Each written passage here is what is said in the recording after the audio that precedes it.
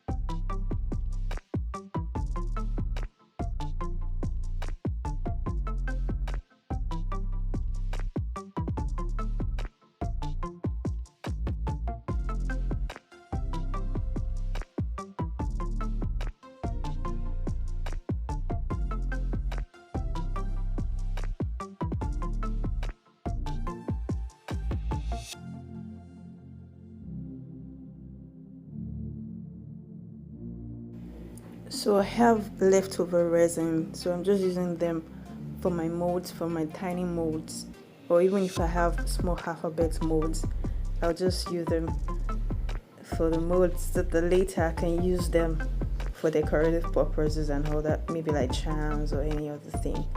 So that's what I use my leftover resins for.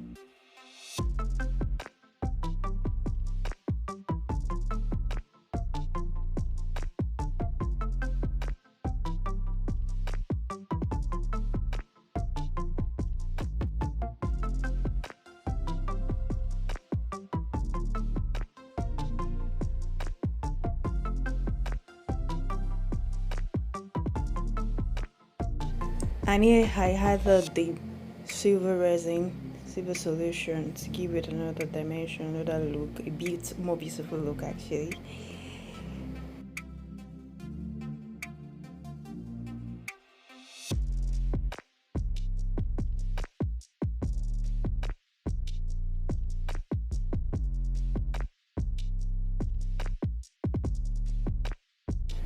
And this is the final result. This is so beautiful, very much more beautiful in real life than even in video picture.